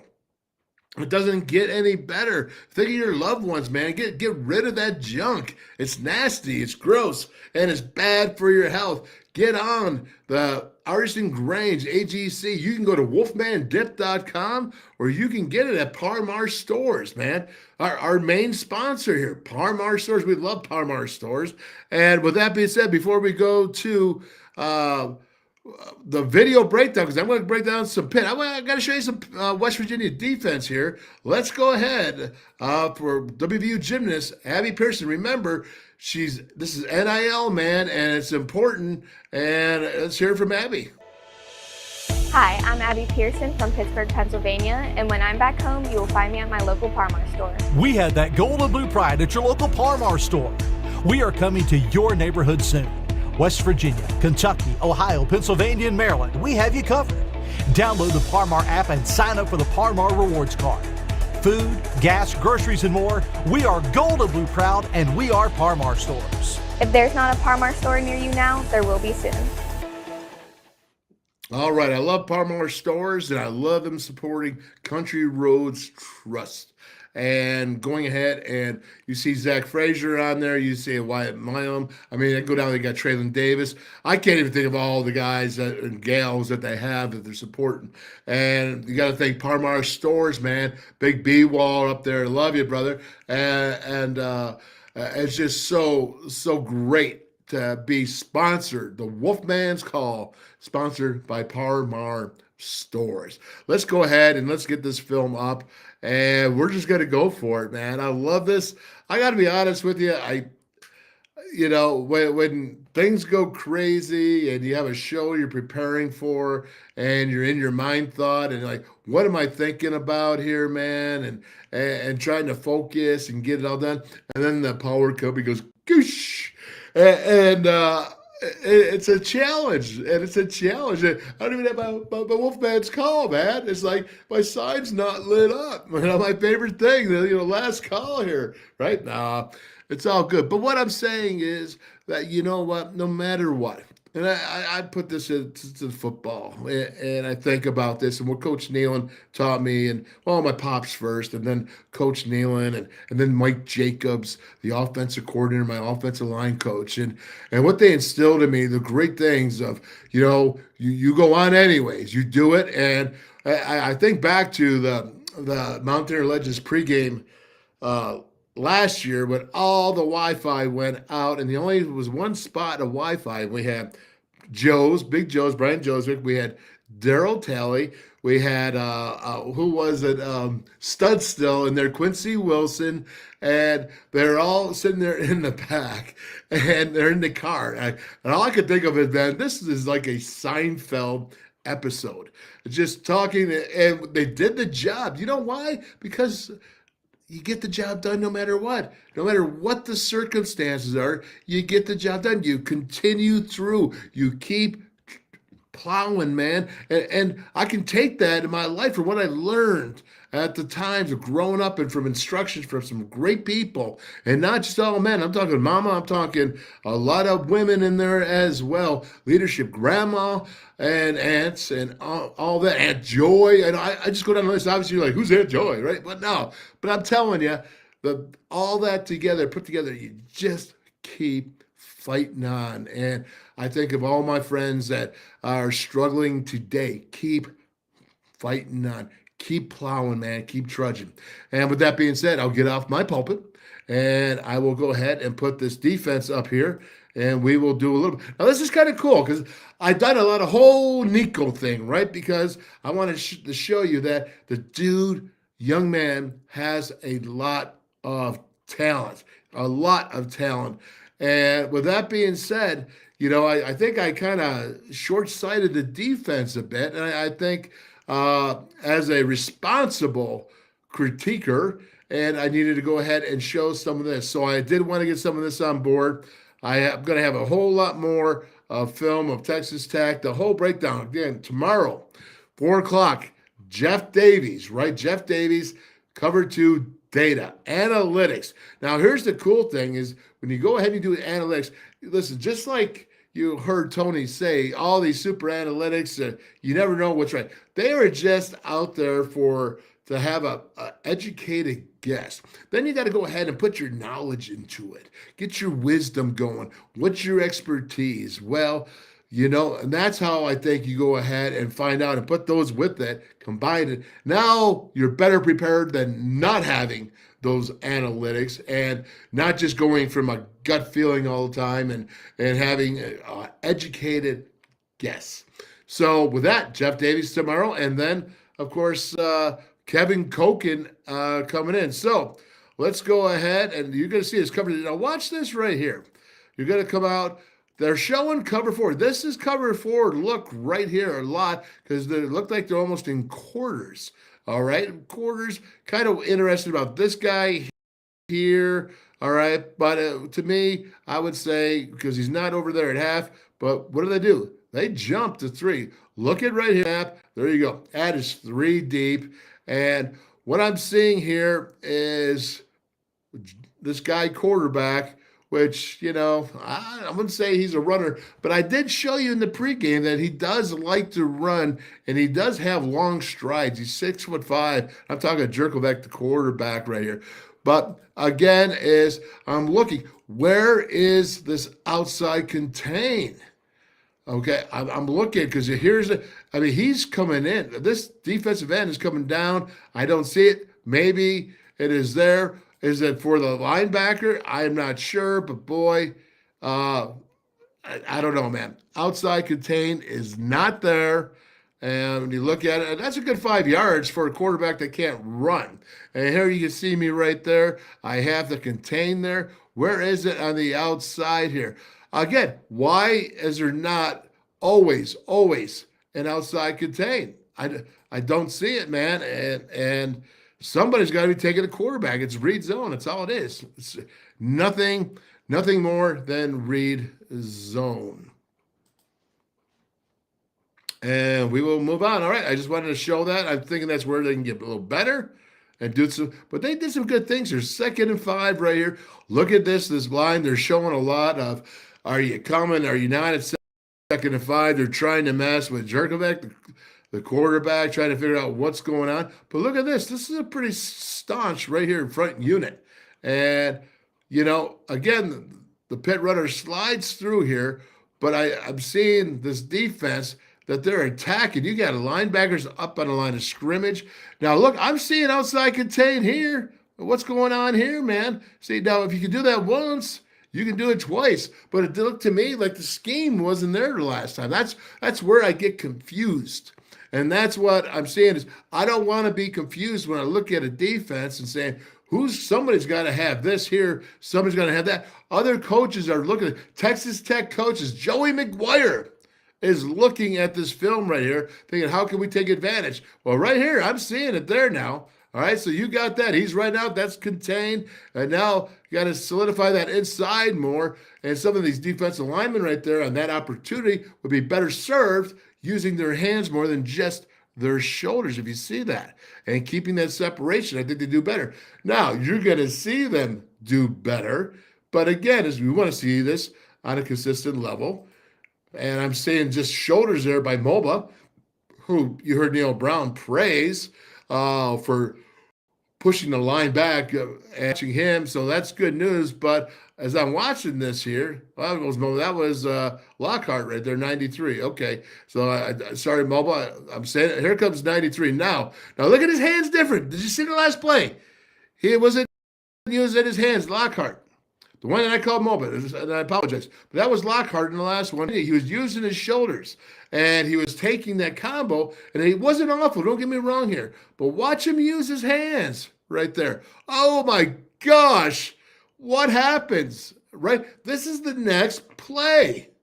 This is exactly the next play. What happens? He's out there. Look at Mr. Lockhart. He's running around. What did he do? Like lose 30 pounds?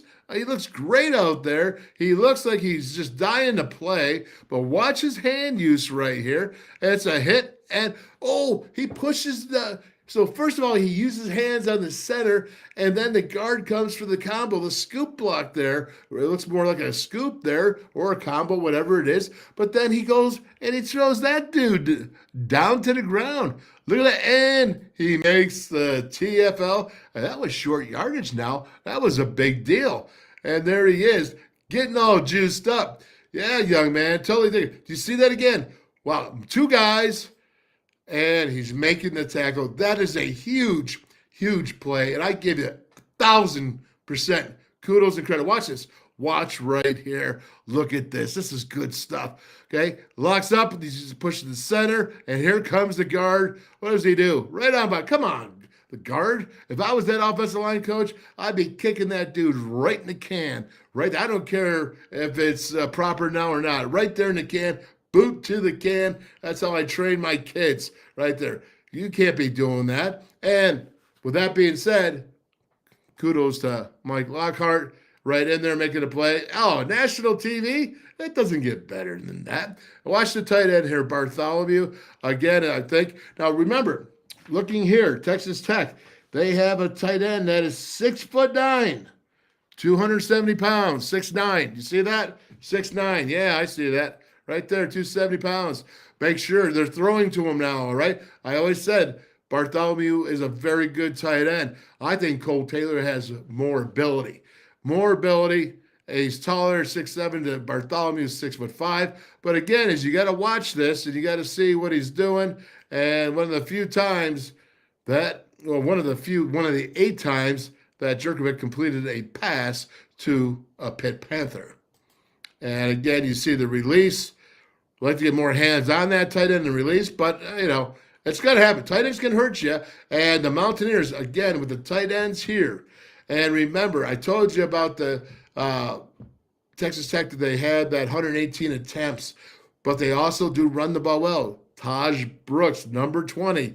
Tough. The Mountaineers are going to have to stop both the run and the pass. They have been more balanced. It's not a true air raid. It's not the Mike Leach air raid. It's not even the Cliff Kingsbury or Matt Wells air raid. This right here. Again, now watch it. Listen, man. I'll tell you what. Credit Beanie Bishop. Get your picks. Get on national TV. Good job. Lousy throw. If that was my quarterback, and by the way, look at this great run. Look at these Mountaineers blocking down here. This is a great sign. This is an exciting time. These are guys having fun. These guys are having fun and competing. These are guys that want to win the game. That's a big deal. Trust me. when you see this right here, nobody's sitting there worried. They're trying to get the pressure. All right, I'm seeing Lathan come around, maybe trying to hold off of that outside contain. He was red dogging it there on the back anyways, but doggone, that's a poor throw. And if that was my team, if I was Narduzzi, I'd be like, listen, dude, you're 10 for 32 in Cincinnati and you're 8 for 20 here. Get it together. I have no idea. Maybe who knows if they're going to go with somebody else this next game here. A little bit of a push right there. I didn't think this offensive line was tough, all right, but I do think, that they're big and you could do some stuff with them. But, boy, I thought you could really hurt them by making them move their feet and getting in there. All right, so there's a little bit more yards than you want. You see Lee Koba being driven back. All right, got to get in there, got to be stronger, in my opinion, to make that a better play. It was 2nd and 6, or that was a 4-yard gain. Right here, missing a tackle. Let's see where this comes from. And you don't see Lee Koba miss too many tackles, so I'm not going to jump on him very much. But watch this here. Okay, so now there's got to only be one thing here. Outside contain has got to be Koba, the linebacker. Look at right here when you see all these defensive linemen are what? They're slanting away. So there is no outside contain right here. All right, and you have a guard coming around for that. They're outnumbered. Look at the receiver up here up top blocking here on the DB. This is, to me, I don't like to be outnumbered like this. There's actually offensive lineman here for Koba who has that outside contain. See, I don't like that scheme. If you're going to bring that, because you don't know if that running back's going to go inside or go out, and that's the problem when you have to bring a guy from the middle to be outside. I don't like these new schemes. I don't. I'm just saying it outright. He missed the tackle. The lineman missed the block on Koba. It was nice for Koba to get underneath that. I think he's a heck of a football player. Again, I'm not going to say too much. I think that scheme puts him at disadvantage. Again, you see it right here. Contain, right? Look at this defensive line. Right on down. All right, so there's no contain. Now you're going to take a guy from the middle and make him contain. It's a scheme. That is all scheme right there. And you could actually get outnumbered. And you see that there. It's a good run block. I don't like it. You can say what you want. Wolf, you're crazy or whatever. I don't care. I don't like it. I'll tell you about the three-man rush. The three-man rush. I don't like it. All right, I see more 10-plus yards being completed with three-man rushes than with 4. All right, I think it's fact. I mean, I guess we would have to do a study. I remember when I was on staff with Jeff Castile, and we went ahead, SWAT team, right? We went rush 3, drop 8 or whatever. Sometimes he blitzed off that. All right, he didn't always just drop 8. But when we went with 4 dedicated rushers, all right, and you can ask Bill Kurlavich this because we did this together, and it was 10% higher getting off the field on 3rd downs. All right, that's just me believing. You can say, Wolf, you're full of it. I don't care. I'm just showing it to you right here. Oh, but I just said I don't get mad at Lee Koba if he has a poor choice of angle or he misses a tackle because he didn't miss it. There you go. Dude, man, is a dog, and I'm saying D-A-W-G, right? That gets me fired up. I'm looking here at the defense, okay, and coming right up the middle, and he puts his shoulder down. Hey, our running back, what happened to him? He didn't go forward. He didn't get an inch more yardage because Lee Koba was there with great tackling technique right there in the middle. He's got his shoulders down. He's got a flap. Watch his flat back coming in here, right? Watch this here. And look, they got outside contained. I'm seeing the gaps. And who's got the gap right? Oh, it's Lee Koba coming in. Oh, yeah. There you go. Now that's defense, man. That gets me up and gets me saying, yeah, I want to be a part of that. Now look at Eddie. Eddie Messer, yeah, he's flexing, man, because that is a big deal, and that's a great way to play defense. So kudos there to the entire staff, all that for defense, and that's the way the Mountaineers need to play more consistently. I hate this right here. If this is 2nd and 10, man, I tell you, I hate this. And I'll tell you why, because look at this. You're outnumbered here, man. You're outnumbered. This is all, to me, RPO, too much yardage off. You can't put one guy out there expecting to beat 2 on a consistent basis anyways. They get the sack right here. It breaks down, but doggone, if he would have looked over there, I'll tell you what, how did this guy go to Notre Dame or Boston College? Neil Brown said take it easy on him. He had a lot of people at his feet. I don't know. All right, so right there, boy, that pushing that line, that's a push on the defensive line. But I showed it to you. It was wide open over there. All you had to do is you had to get the bubble screen, and you would have been fine. Look at that bubble screen. All good. But he's already ready to run. I mean, he's not even looking over here. To me, that's just he's playing guppy ball right now. That's called, it's not big time Power 5 ball. That's guppy, right? Don't like it. Don't like it. That's what you do. Eat the ball. Eat the ball, 5. There you go. All right, everybody. Look at that jump. A lot of Mountaineers, a lot of excitement. Defense did very, very well. They stood up for themselves, and they took it to this Pitt Panther offense. And let's see what we got here. Look at this rush here. Now, he does step up in the pocket, all right? If you're going to do this, you got to fill the 4 lanes of rushing. Outside contain on 2 sides, and then you got to have the 2 guys in the middle be staggered so that you don't leave this type of hole for the quarterback to step up.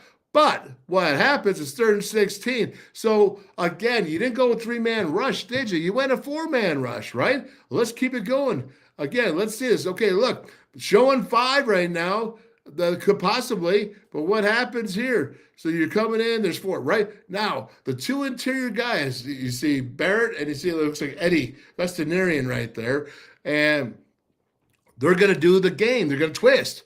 And it's going to be from the inside out. So you got the big man out there coming down inside, and then you got Eddie coming around for that outside contain. The problem is you got to be here more. You can't be here because that's where Eddie is. This is a big hole right here, and you can't leave that open. So you want to be outside contained, staggered here, and then outside contained. And that's how you control him from stepping up in the pocket. But again, it's 3rd and 16. What happens? He steps up, but he's got to do what? He's got to make a quick throw. All right? All over him, man. All over him. And there's a secondary that's obviously covering their receivers. All right? So that's a big, big deal. All right? Very good. Continue on. That's the same thing. I had to show it three times. Steps up. Looking good. And the defense there, dropping the ball, looking to see a guy coming over. Marquise Floyd was coming over to whack him. Whack him good, whack him good, whack him good. All right, I think that's it, folks. I want to show you a little bit of defense there, the Pitt Panthers. Give them some credit, give them some love, because I think they well deserved it. And that is pretty cool. So let's go ahead. Let's jump on this right now because I am going power from this. This is pretty cool. But going Paula Mini, Paula Deck battery, man. That is right. And so here you go. Where is that right there? The network. There we go. And let's check it out right here. Ooh, boy, I don't like it when it gets that close on me. Ooh, scary. That's right. Cover this up. Let's check it out, man. Yeah, there you go. Biggin. All right. Kansas City Grill and Pub down in Hinton, West Virginia. We love you. WolfMan's Call Network. Calacino's Pizzeria and Sports Bar down in Beckley, West Virginia. Yes. Oh, give me some za, man. Give me some za. How about this? Route 22 Sports Bar right up there. In Weirton, West Virginia, right? You know what? I used to go ahead and be tour managers for like Prince and Backstreet Boys and Sync, Michael Bone, all that stuff, right? So I already know that the old Star Lake, I don't know what it's called now, but back then, right there in Route 22, man. And they got 12 50-inch TVs. It's a West Virginia crowd. It's a Steeler crowd. And you got to love it. How about Archies there? Right there on East Carson Street. Got to love their wings. They have great wing nights, man. Ooh. Oh, I'm getting hungry thinking about it. Aaron Gizzy, Legends, Sports Bar and Grill. Cheat Lake, right up there. Lakeview Golf Resort. It's getting later. Still plenty of time. You can hit the balls for a long time, but boy, it's not quite as warm as it was. How about Danny's down there in Princeton, West Virginia? You got to love it. They got great specials, always great game watches down there. What's up, Danny's? And Kegler Sports Bar, Jerry the Wrens, Greg the Wrens, Steve the Wrens, right? Dougie Moore, royalty, my friends there. Appreciate you guys. Get a Wolfman burger, get their wings. They got incredible Philly cheesesteaks. You know, you got to go to the Jar Restaurant and Hot Spot. Was the Mason Jar Saloon before, as you see on the sign, we're getting that changed. But new ownership, doing good things there. And I know that they're going to be very, very successful. How about Steve Reese? Talking about the Mason Jar Barbecue and more down in Fairmont. And he's got unbutton those britches, man, because when they give you some barbecue, it is barbecue. And, of course, you got the Pallet Bar in Scott Depot, excuse me, in Taves Valley. Haley, what's up? Everybody there, thank you so much. Love doing the pregame down there. You got to go to the Pallet Bar, man. They got like 24 craft beers. It's very, very, I'd say very unique, very cool, very laid back. They have regular furniture in there. You can sit, you can chill, you can watch football, you can do arts. I mean, it's just really cool, man.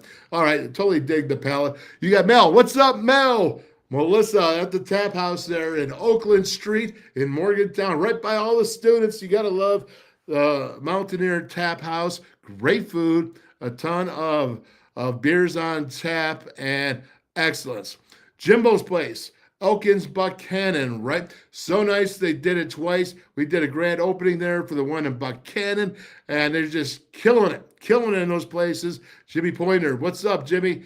So you got the Pitch in Dunbar, West Virginia. It's the Pitch Sports Bar and Grill. I went there. It's cool, man. The food is outstanding, and you got some interesting things to keep you entertained. Visuals out there with all the sports fields behind it. It's a park, man. It's cool. And then, of course, you got Brickside Bar and Grill with Rob Davis, my buddy. He was on the Wolfman. He's always once you take the plunge on the WolfMan's team of the Polar Plunge for Special Olympics, you're always part of WolfMan's team. Rob Davis and his family in the Sierra. What's up? Hope everybody's doing great.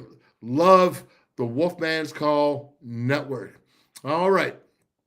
And anything else? Anybody got anything good to say? Let's see. Hey, Wolfman, what do you think of Tony Gibson's style of defense? Well, I'll tell you what. Tony Gibson's style of defense it goes back to Rich Rodriguez, and the story of that is you had Jeff Castillo, and he said, I want to say this, and maybe Castillo will correct me if I'm wrong, but I think it was Vanderbilt was running the 3-3-5. Now, the 3-3-5 that they were running was more of mixing and matching the tackles and the linebackers and blitzing and moving all around, where the Castillo came in and kind of went there and fixed it with the 2-4-5 techniques outside. You know, you had Chris Neal there or Keelan Dykes there at the nose guard. It's just you got to, for the 3-3-5 to be successful, you better have a great nose guard. You better have a great Mike linebacker, and you better have a great free safety, because you are right in the middle of the defense and you have to go left and right. You also have to have an excellent spur. What do people call it? The money back with the nickel back, whatever that is, a spear, for West Virginia. Otherwise, West Virginia does not use that anymore the way that it was used before in the defense. The spear used to be the dude, man. It used to be the dude, and always making the plays out towards the field. But regardless, so 3-3-5, it can be effective, because, again, don't tell me that you're just going to rush three. That's not what it's about, because you can bring as many as you want, and it's how you align. And I'm not saying you have to have a four-man defensive line, because you can see the 3-4. I love the 3-4. I mean, did you ever watch them rock it? But you got to run it the right way, and you got to have the personnel to run it the right way. There's so many intangibles that you got to have. You got to have a Neal or Keelan Dykes at that nose guard. I'm telling you, if that nose guard is not eating up two offensive linemen every single time, all right, then it's not effective. If you can block with the center by himself against the nose or the guard by himself against the nose, then it's not a good defense. So you have to do it the right way to be effective. It has been effective. Jeff Castile was a very good defensive coordinator. Tony Gibson is a very good defensive coordinator. And it's how you use it, it's how you bring it. But the best thing about it, if I was looking for the real positive about it, is that not as many teams ran the three. Now we're talking the 3-3-5 stack. All right, so we're not talking the 3-5, 3 and 2. We're talking stack where you put that middle linebacker right over the nose guard. But when you go ahead and you do that and you're running that, you can do different fits. What do I mean? Well, you can do fits and say, hey, this play, this guy here, this nose guard, you take over here, and then the Mike linebacker comes over here. So it's a different fit. So you're screwing up the offensive lineman by expecting who's going to be where. The Mike linebacker last series, if you had like a Reed Williams who was super, super smart, right? If you had a Reed Williams that could know the different fits and go. Now, if you had a guy that, probably wasn't as acute at knowing the fits, you wouldn't go ahead and keep changing them. But a guy like Reed Williams, you could say, Reed, I want you to take B gap this time. That's the fit. Or Reed, how about this? Next time you're over here on the other side of the other A gap, all right? Because we're going to send more guys over here. We're going to make sure we have gap integrity. But at the same time, we're going to switch it up. So now when offensive linemen are coming up and saying, well, I expected a linebacker to be here, but he's backdooring you now, right? How many times do you see a backdoor? When he's backdooring you, and you could go ahead and run right in backdoor because you're changing the fits. It's called the fits, man. Yeah, you got to like the fits, right? So very cool. And that's why I like the 3-3-5 and its defense. I like having multiple defenses. I really do. And I do think there's a time for a three-man front. You can, because you can change it up. You can change the fits, but you better know what you're doing. And you better not just say, we're doing this. You know how many guys right now really don't understand what they're doing, why they're doing? They just know that they learn the system. See, here's the difference, all right? You're seeing all these defenses now. Now, I came up old school, right? Charlie McBride, the Nebraska Cornhuskers defensive coordinator. He was my defense. Mike Jacobs was my mentor on offense. The offensive coordinator for WVU, 211 teams as the OC, right? They were my mentors, okay? Then Jeff Castile, got on board with him, he did, and the good stuff he did. And then when I'm broadcasting, watching Tony Gibson and all that he did, and the good stuff. But the thing is this, all right, is you better know what you're doing. You better know why you're doing it. Because here's the point. If you don't know why you're doing it, how are you going to change? Nobody adapted in my knowledge, in my circle of knowledge of being around. Nobody adapted the game plan at halftime better than Jeff Castile. All right. He always had a good game. He always had two game plans going in, at least two. I mean, and then just the one that he just surrounded, he just started calling. But he always, when it came time to halftime, man, he knew how to change it. And I'm going to tell you this, he spent a lot of years in Division II, and he learned his craft in Division II. And he understood why you do things to defenses to slow offenses down. In today's day and age, you see so many young guys. Do you think they all truly know and have that wisdom and knowledge? I don't think so. I don't believe so. Why are they doing all these stupid schemes right now? They're not sitting there and they're not having gap integrity. You heard Barry Hawkins yesterday, Big Hawk. Hey, no dummy, he coached 15 years himself. He played right there in the middle of that defense. He knew exactly what I was talking about. You can go TFL for show, man, or it's 5 or more, one or the other, right? Oklahoma, I keep saying. You get the best TFLs. Look at the stats this year, man. Check out the stats as they grow. Find out who the best is it Iowa? How many TFLs? Well, maybe not so many TFLs, but what's the yards rush against average? Because they're filling their gaps. You're not getting a lot. When Steve Dunlap, 1996, man, had the #1 defense in the country for WVU, Remember Steve Dunbar, the great defensive coordinator for the Mountaineers? Guess what? It was a 4-man defensive line, and what they did is they had gap integrity. They weren't killing. Now, they had some great sacks. They had Canoe Curtis, who put pressure on there, all right? And they had some great things. But what they had was a team that shut you down all game. They didn't leave those cracks in there.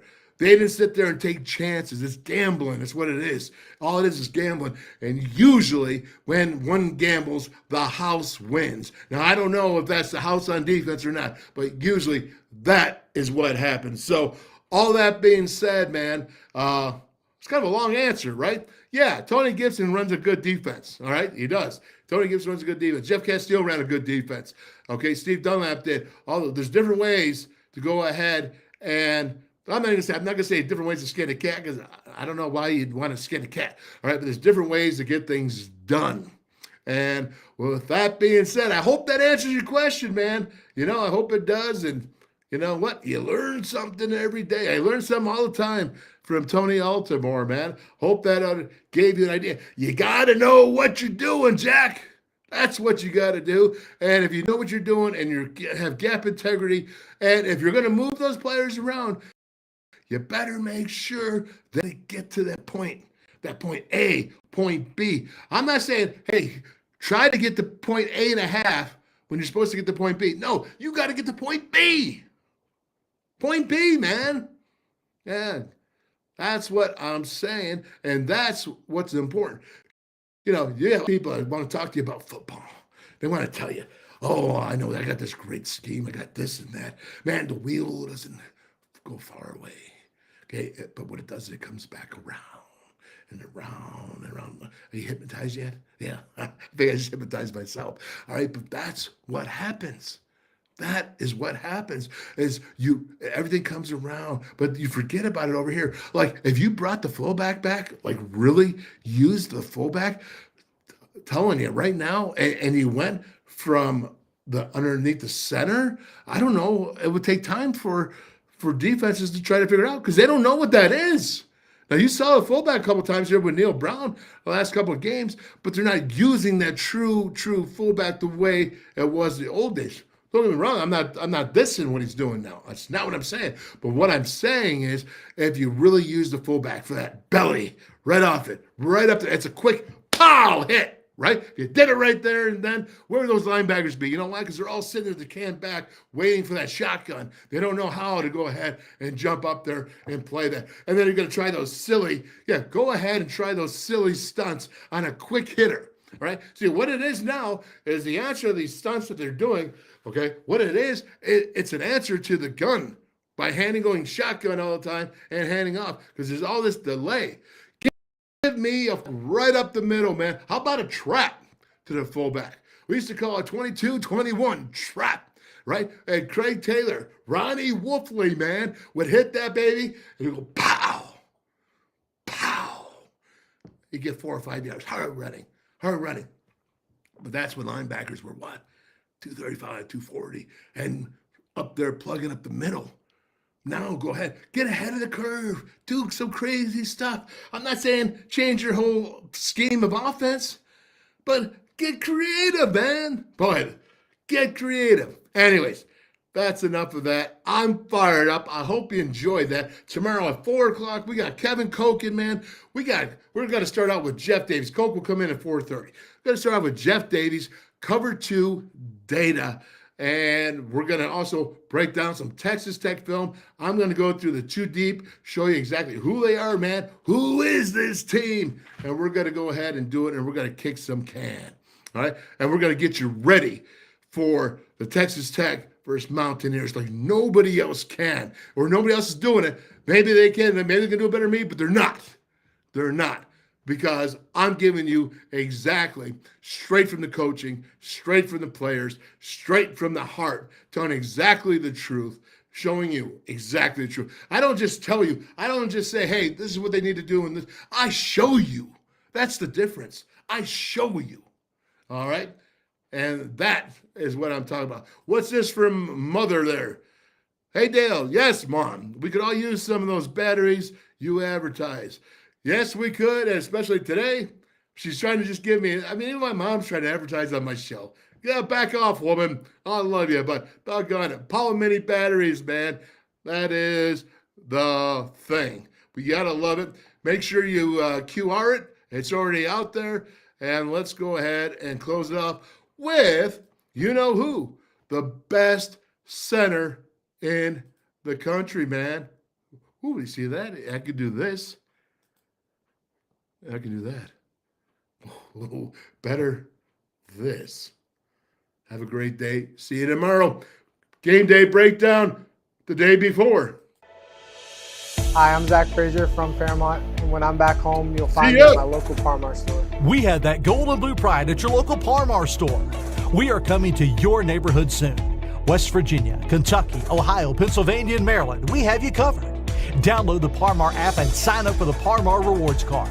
Food, gas, groceries, and more, we are gold and blue proud, and we are Palmer stores. If there's not a Palmer store near you now, there will be soon.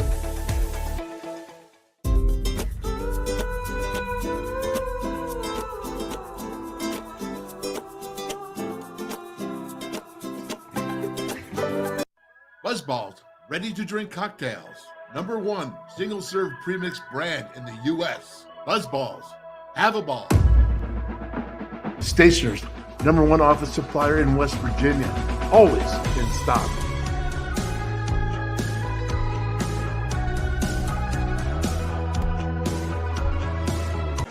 How many? The anywhere, anytime chargers, powering a connected world. Never buy AA batteries again. Rechargeable 500 times plus.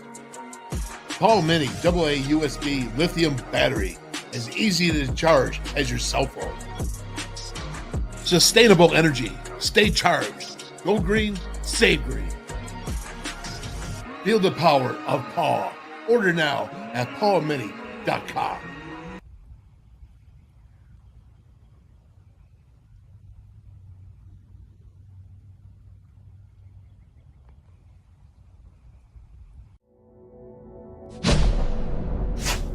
West Virginia United.